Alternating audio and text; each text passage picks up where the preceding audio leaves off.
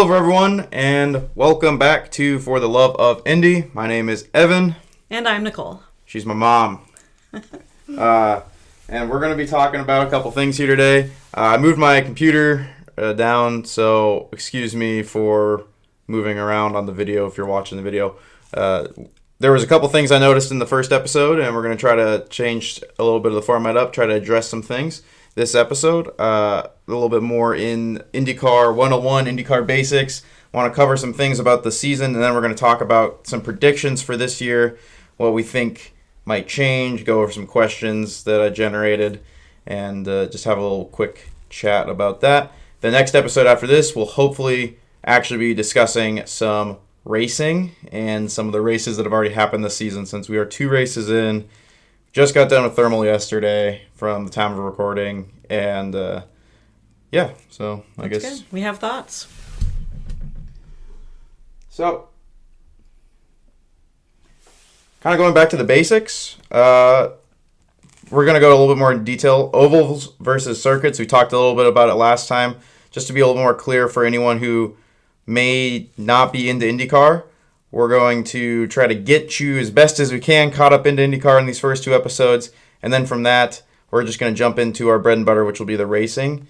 So from that, we want to just kind of go over some quick, simple, very easy to understand kind of discussion topics and points that we may have failed to address in the last episode. If you're already an IndyCar fan, you can skip ahead. Not going to bother me much. If you just want to get into the predictions and the takes.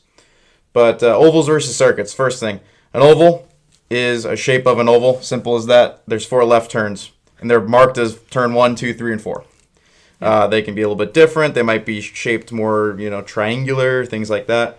A circuit is going to be a little bit more like, it's going to have left turns, right turns, long straights, chicanes, which are more quick back left and rights, over and over, 90-degree pin hairs, or I guess 180-degree pin hair turns. I guess, is there any other differences to that? Yeah. And circuits are usually like closed courses where the general public isn't really on the courses, so it's kind of a set aside. Yeah. It depends. The street circuits versus the street. Oh, okay, you're thinking circuits together. I guess street versus a road course. Yeah, road courses are usually made just for racing. A street circuit's a street and literally on the street. Literally on a street. They close off the roads and they put IndyCar barriers up and stuff like that, and they race around the street. So just a little bit to hopefully clarify that for anyone who might not understood what we were talking about in episode 1. That's what we're talking about when I mention circuits. Anyway, I'm talking about usually road courses and street circuits. I kind of put them together in my head because I just think about them as like a circuit as one thing, because it's integrating rights and lefts versus just lefts. Sure. All right, so the season this year starts in March. It's going to end in August. It's actually a lot shorter than other racing series, and they haven't done very well to buffer the time between races this season. It's been like 3 weeks between race 1 and race 2, and another 3 weeks till race 3. Yeah. But we're getting another race next year, so we'll add that when we get to it. You're right, and we can probably... So I think they're trying to make the season a little longer and trying to really get that opening a little bit stronger, because they really need to do that. It's really hard when this year they've had a lot of momentum issues already. Yeah. Of like, oh, that was a great race. I can't wait for the next one in 3 weeks. Right. Versus F1 was like, oh, first race was great. Here's the next one's next week. Right. Like, it's much easier to kind of like keep your hype and your interest going and keep your audience. And keep your audience. And it just has not done that this year so far. Right. It will be interesting through the summer. I think the summer it's probably going to have some double headers and things like that. But once you get to May and June, it gets pretty intense. So all right, teams in IndyCar. I have the full list here. We have I think they're alphabetical. Maybe not. No, they're definitely not. AJ Foyt, Andretti, which we talked about because they're a favorite. McLaren, we also talked about. Chip Ganassi Racing, we talked about them a little bit as well. They're one of the big dogs. Dale Coyne, one of the small dogs.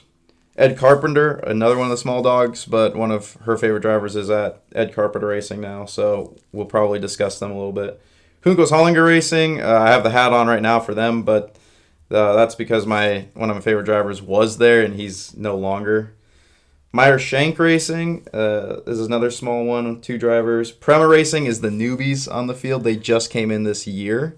Yeah. They're from Formula 2 and Formula 3, and I think Formula 4. They're pretty much a feeder series into Formula 1 Yeah. of a team.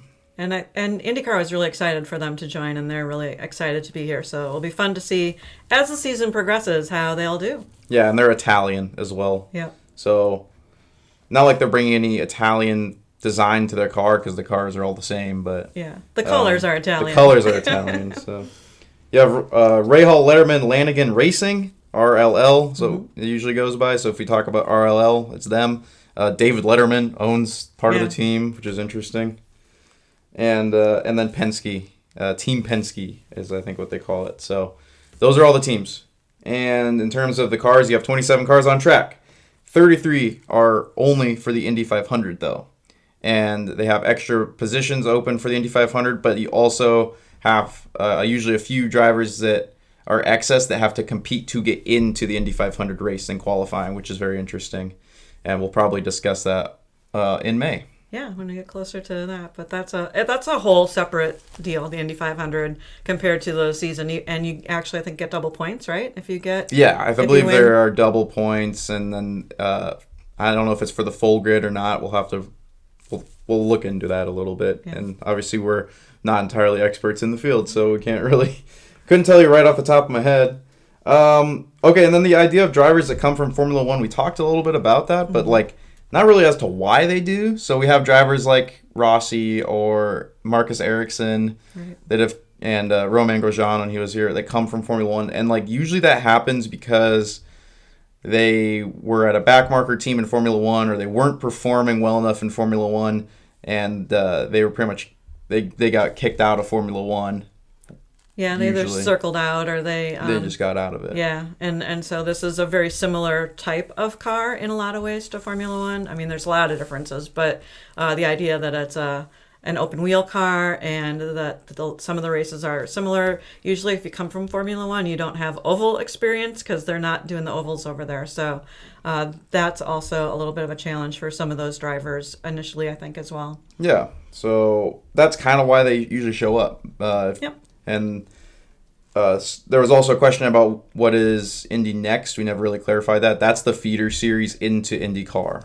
So Indy Next is a bunch of really young kids, usually probably 16 to 20 range, somewhere in there, that they compete in their own little series, and the winners of those usually come into IndyCar, like Louis Foster this year and Jacob Abel. Yeah, and I think some of them are competing in regional series, like go-karts kind of a thing, and then they move into Indy Next, and then you'll see some of those Indy Next drivers advance in, just like if the F2 moving into F1, you have Indy Next moving into IndyCar. Yep. And there was a question about the motors. How are the motors decided, and can they switch them? So the motors between Honda and Chevy, that's set for the season. Usually it's set for multiple years in contract. Right. The teams are usually deciding that based off of who they can actually get a sponsorship or a partnership to work with. Now, the discussions for that, who knows what goes into it. Maybe some teams, they might have money involved, could be possibly. I'm not quite exactly sure. I think. Yeah. And I think there's some rumors now too that they might be looking at some new motors in the next few years too. So it's always possible that it won't just be Honda and Chevy, but that's what it is now. That's what it's been now. I know Ford's been in it. Maybe at one point way back when Dodge and Mopar could have been in it, but they've usually been NASCAR. Ford could come back with Cosworth and stuff. Ford was in F1 and they're going back into F1, so we are seeing kind of resurgence in motorsport with American makers, but also with European makers, so and even Japanese makers. Most automakers are wanting to go back into motorsport right now, so who knows? We'll see. And there was also a question of where can I watch 100 Days to Indy? It's on the CW channel, so if you have the CW app, but it's also on Netflix. They got a Netflix Did they? arrangement. Okay. So you can find that on Is either it still of on those. Peacock, or do you think it's not on there anymore? I don't think so. From what I looked up on the internet, it was Netflix for sure and CW for sure. Awesome. Go check it out there. I think Yeah. the CW app it still could be free on the CW app. Okay. Because when I watched it, it was through the CW app and it was free. Yeah. So. And it's awesome. It really gives you the behind the scenes, kind of like if you've watched Drive to Survive and F1, and that got you into F1, the 100 Days to Indy is a similar type of thing, but it's just from the early races to IndyCar, which is usually the end of May. And so it's just taking kind of those 100 days and looking at it. And I think it's usually 6 episodes per season, and usually there's maybe 1 or 2 drivers that they're spotlighting. Yep. Okay, so those are some more basics covered. I think that gives a little bit more of an in-depth rundown to whoever may not know IndyCar. Yeah. Behind the scenes and IndyCar 101. Yeah, a little bit of 101. Yeah. And we'll probably mention stuff here or there. And if there's any questions, throw them in the comments. Yeah, for sure. We'll be willing to certainly answer. So, key storylines going into the season. Think on that for a little bit, for what you think could be. I'm thinking, personally, is Pelot going to get a 3rd championship? Yeah. Let's hope not, personally, but it's possible. It'd be a 3rd consecutive IndyCar championship, which I don't think has been done before. Yeah, I think that would be the first time. This happened. The double back-to-backs happened, I think, once or twice, and Pelot has done back-to-back. So Alex Pelot, he could come through and do first time ever 3rd championship. That could be big. Right. Herto got P2 in the championship last year. Obviously, we're rooting for him to come through and win his first IndyCar championship. Of course, there's plenty of other drivers that could be shooting for their championships. Penske's obviously going to be a big competitor, but yeah, I think I feel like the big 4 teams, when you look at it, you're looking at Chip Ganassi because of Pelot. You're looking at Team Penske. They own the series as well, so there's a lot of push for them, and they have some really good records among all their drivers. And then you're looking at Andretti and McLaren. So I kind of feel like those are the top 4. What do you think? Yeah. In terms of the championship, I don't think anyone else would come out on. Yeah. Because it's going to be a fight between either the Chip Ganassi cars or it's going to be a fight between the Penske cars. Yeah. Since you have 3... Or Andretti and McLaren. So, I mean, we're talking about 12 cars. Yeah. In those four teams. Which makes it exciting because it's not always the same person that you'll see. And even just getting points and being consistent is really important in IndyCar. So even if you're in the top 3 or top 5, one thing about IndyCar, you get points all the way down. And so just finishing, you'll get some points. So that's really big as well. I like that about IndyCar. Yeah, that's something I really enjoy. Yeah. Another key storyline for the beginning of 2025 was that Prema joined, and we kind of talked about them a little bit. But just anytime a new team is in here, they got 2 extra cars. Then some teams did lose some cars on the grid, so it balanced back out to 27 so that Prema could come in. I was expecting a 29-car grid, I'm not going to lie. But either way, it's interesting. You'll just have to see how they go about. There's already been an engine fire on one of the cars, so they're not doing super well. It's a max for 3 drivers per team now, too, isn't it? I think. Yeah, but they have to sell their spots now, basically. So if one team has 3 and the other team wants 3, they have to buy the 3rd from a different team. I think 27 is just the hard limit right now, unless they want to add it in. Right. So that was another change, and that was called the charter system. Yeah. And basically, like I said, you have a set amount of spots, and they have to buy a spot in. So it kind of reduces any ability for newcomers to come in at this point, unless a little harder. Teams downsize. So otherwise, I don't know. I'd say those are pretty big ones. Yeah. In terms of major stories, driver moves between the seasons of 24 and 25. Just a refreshing one that knows IndyCar. We have Alexander Rossi to Ed Carpenter Racing. We have Linus Lundqvist being cut from Chip Ganassi Racing, and Christian Rasmussen getting that seat because he brings them more money, even though Lundqvist was the Rookie of the Year. Yeah, and it was totally a robbed seat from him. And I will 100% be on Lundqvist's side. I don't like Chip Ganassi that much, but it's tough. When drivers can get a seat because they pay more money, in Yeah. sponsors, I don't think that's fair, Yeah. especially And when there's Lundqvist was rookie. There's a few of them in the series too, where they're balancing out how much the team has in money and how much a driver can bring in sponsors. And if a driver has more money and more sponsors, they're gonna pick that over maybe talent or those kinds of things. So that's a little bit of a challenge, I think, for Yeah. the series. Yeah, you have Christian Lundgaard to McLaren. That's an interesting one. Louis Foster joining from Indy Next to Rahal Letterman Lanigan. Jacob Abel from Indy Next as well going, and VK to Dale Coyne. Where was VK before? He was at RLL. RLL. Right? Yeah, Okay. yeah, and I believe he was in the Yeah. 30 car, right, or something like that. Yeah. One of those. Devlin DiFrancesco bought his way back in once again, and he is in RLL. So Right. he was at Andretti in a paid fourth car back in the day when we started watching IndyCar. Right. And then they cut the fourth car because they weren't going to have that bot seat, and then he bought his way back in. So that's interesting. Marcus Armstrong to Meyer Shank Racing, teammates with Rosenquist. That seems to be like it's a pretty good setup working out right now. Yeah. David Malukas to AJ Foyt, which AJ Foyt is like a feeder team to Penske, essentially. Yeah. So it's possible he might be moving to Penske at some point. And their other driver is Ferrucci, who gets a lot of excitement, I guess. People kind of either have an opinion one way or the other with him, and he likes to bring a lot of energy to the races. He kind of goes all out. Stingray Robb bought his way into the Hukos Hollinger car. Yep. With his sponsors, even though he's Stingray Robb, and Connor Daly got in with the JHR car as well. So those are the biggest driver moves and team shifts that I could remember. I don't think Yeah. I'm missing any. I think I got them all. It was a lot of shifting. There was a lot. I mean, Yeah. I think from the year before there wasn't as much, and then this last year it was a lot. There's more. a lot of open spots, Yeah. and a lot of stuff happened. And some unexpected. Like when they announced Devlin, I was like, bro, what? Like Yeah. I did not see that one coming. So Yeah. But it's fun because there's 27 drivers is more to keep track of, and it's also more opportunity for drivers to end up on a podium and do some surprising things. So it makes the season fun to have that variety of teams and drivers. right. In terms of the rule or format changes for the season, we have a change to race lengths for few races. Yeah. So 6 races will see increased lap counts. Long Beach, 5 extra laps. Mm-hmm.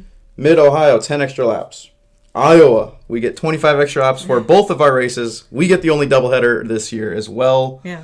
I think there was a couple others last year, but now we're the only doubleheader, and we get more laps, so that's good. That hopefully will be interesting. Yeah. Toronto, 5 extra laps. Nashville, 19 extra laps Okay. on the oval. Yeah. So we'll see Yeah. what that does, which is also weirdly odd. So Weird number. Yeah. Yeah. I don't know what the total will be for that, but yeah, that's kind of interesting.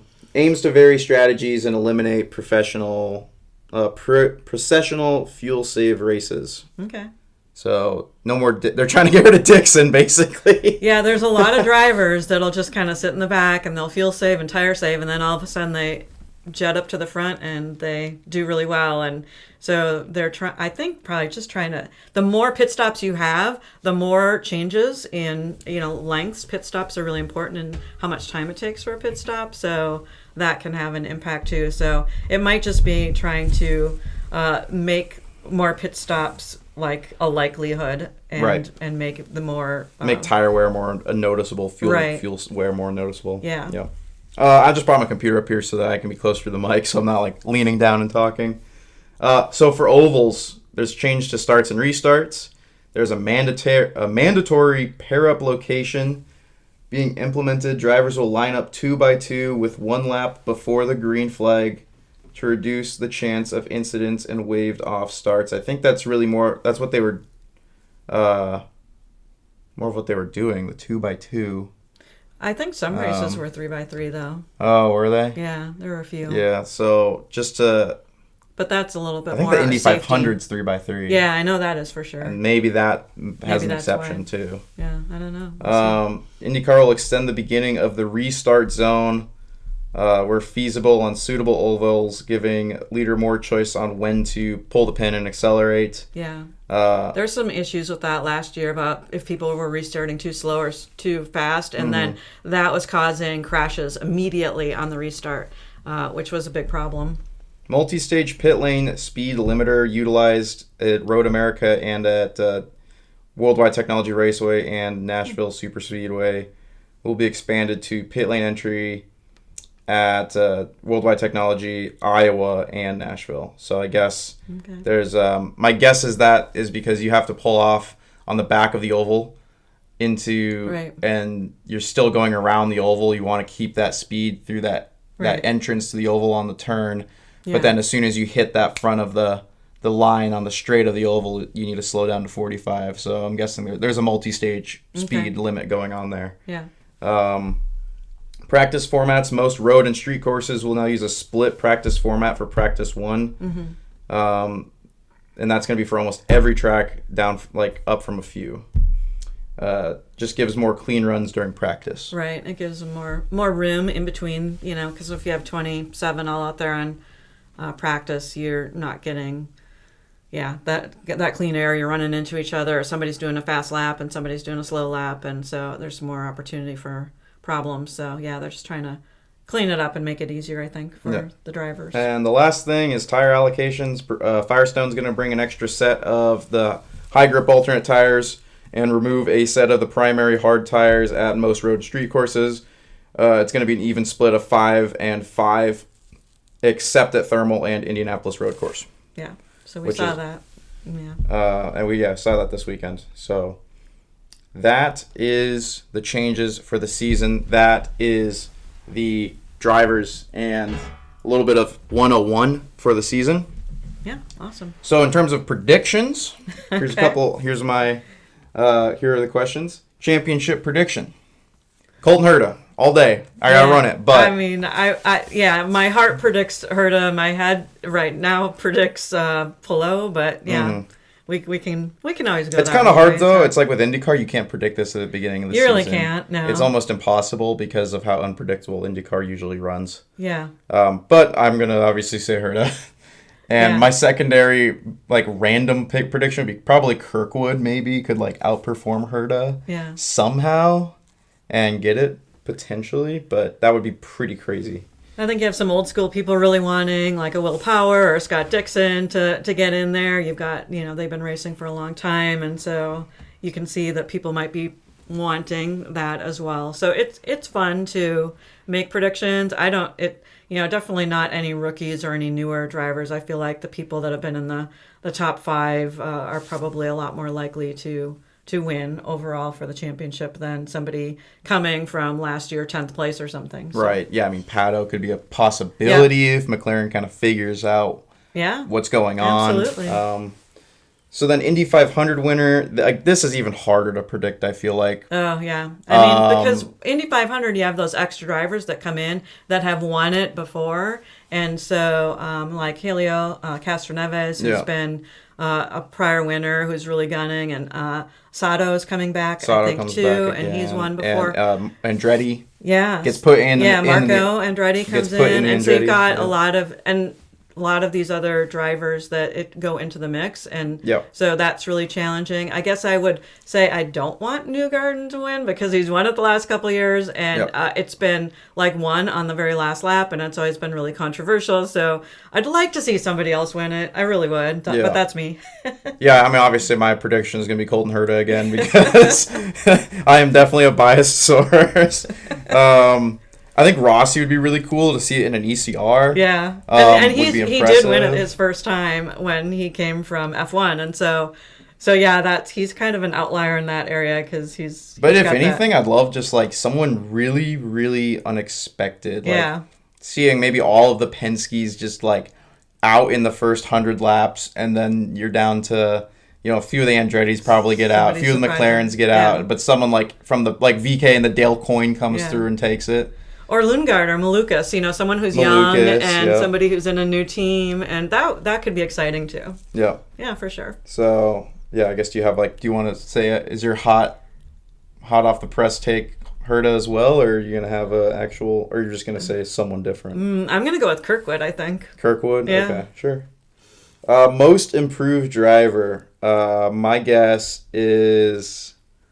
So you mean who's gonna be the most improved? Yeah, this year? who's gonna improve the most from what last we've year? seen from either last year or even from what we've seen the first 2 races? I would say. Okay. Rosenqvist Rosenquist is up there. Like he's kind of people don't talk about him much, but he's a tough cookie. I think in terms of like an actual, well, in terms of last season, I think Rossi's going to do better in the ECR. Yeah, I really like Rossi's chances this But year. in terms of like maybe a personal drive, like a young driver improving a lot, I think we could see Foster really come in and do really well. Yeah. But he might not like do well at first, but I think he could improve a lot this season. Out I of feel all like the Foster other ones. over Abel. I would pick Foster All day. Yeah. Yeah. So, and then maybe like Malukas could do better at AJ Foyt, but we'll just have to see. Yeah. I think Malukas is going to improve a lot just because he's still young. Yeah. He's my age, like almost exactly. So. And he does good with ovals too, doesn't he? Yeah. Yeah. He's like good on ovals. He's been kind of an outlier in ovals for his age too. Right. So it's.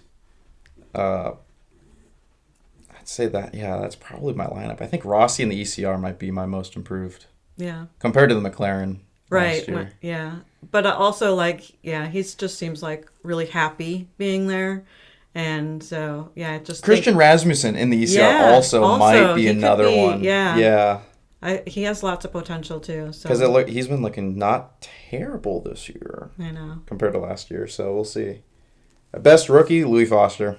Yeah, Easy. I would pick Foster too. I think the other options are Abel and are there any other I options? thought there was one more, but Abel, not Stingray. It's not. I don't know. Maybe that's I think it's the between those two. Those isn't two? it? Yeah. Well, I mean, yeah, DiFrancesco's been in the series, so Right. I think it's got to be Foster over Abel. Yeah, all day. Definitely the best. He's going to be rookie of the year. Yeah. He's already looked decent, like so far. So, yeah, I think, and also just last year he was just better in Next. I mean, yeah, he was really dominating. I feel like in Next, series. Indy Next, and it just there were some other drivers that were in the mix occasionally, but he was winning a lot of races, and if he wasn't winning, he was right up at the podium every time. So right. So, and then team to watch is which teams will dominate, which could struggle. I think Penske's going to struggle. I think is maybe my bold idea. I think after seeing Thermal. Yeah. If not to spoil. We're not going to spoil anything, but I think just after watching Thermal, I think they could struggle more this year. Yeah, because that was unexpected. Right. Yeah, and then I think teams that just watching so far too, like ECR, I feel like they're in the hunt for getting in the top 10 for every race, and that's a good consistency if they can do that. Mm-hmm. I also Meyershank, they were doing a little better could come too. Through. But JHR is going to fall apart this year without Grosjean. I think JHR is done. Yeah, I think that's going to be challenging. They have Stingray and Daly, and both of them aren't necessarily putting up anything for performance so far. Yeah. I don't think JHR is going to have a good season at all. So. And I do think Andretti is going to be strong, so I'm excited to watch them, especially Herta and Kirkwood. Ericsson, it's 50-50. It just depends on the day. It does. It really does. It's like, I don't know what is... Such a great person, nice person, but yeah, sometimes it's just like... He's had just bad luck. Like Indy 500 last year, it's just bad luck. You just feel bad for when he's having struggles. So Right. Yeah, so I guess we'll just have to see, but I think those are probably fair ones to point. Sure. Let's see. Unexpected driver to win a race. Ooh. VK in the Dale coin. That's mine all day. Gotta be VK in the Dale coin. Somehow, I think would be crazy. But also Rossi in the ECR. Yeah, I'd love to see Rossi in the ECR. Which seems more likely than VK, honestly, but you never know. I think Rasmussen maybe too in the ECR could win a race. So I'm feeling like just their team in general has that potential. Yeah. We did already make a bet where if Graham Rahal wins a race, I have to buy a Graham Rahal shirt and wear it for a week because there's no way in hell Graham Rahal's winning a damn race. He's not gonna do anything this season. Let's be real. Like, bro is done. I don't know. I think he has good attitude, good energy, but he's just not. It's a struggle, and I just don't see him actually winning a race or even being on the podium. To be honest, I don't know. If he got on the podium, like, I don't know, maybe I'll get like a keychain or something. Yeah, because that'd just be just as impressive. You have to buy some merch. Some sort of Graham Rahal merch that I don't want to have in my house. I will have to buy. That is the bet. So. We'll see how that goes. Maybe that'll kick him into gear, maybe. But right. Major upset or surprise in the championship standings. I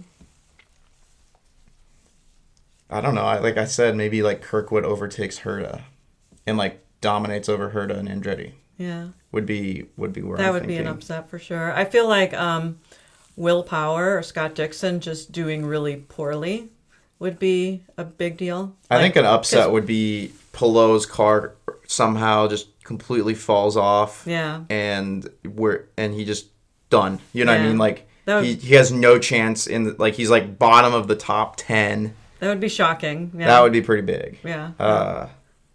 Yeah. I don't think it's gonna happen. No, I don't either. I think he'll be in the top 3 for sure for this year. But if that did happen, yeah, that would be a pretty big surprise. Yep. So, I think that would... Yeah, the dark horse for the Indy 500. I think I don't know if we talked about that. Yeah, we talked about the Indy 500 winner, but who could come... I think Ferrucci might get a podium again. Yeah, because he did that, what, a year ago or 2 years ago? Yeah. Ferrucci was on the podium at the 500, I'm pretty sure, or he was at least top 5. Yeah. He had a really good finish. I think it was podium. Yeah, I don't know. We'd have to look back. But yeah. But yeah, I think Ferrucci kind of comes out of nowhere in the 500. I think he's someone to definitely watch for the 500. Yeah, I think Malukas could be a surprise. I think Malukas, because AJ Foyt knows how to set up a 500 car, so give Malukas a good 500 car. Yeah. I think just the hardest part with the 500 is just the distance. Yeah. You just see cars fall apart.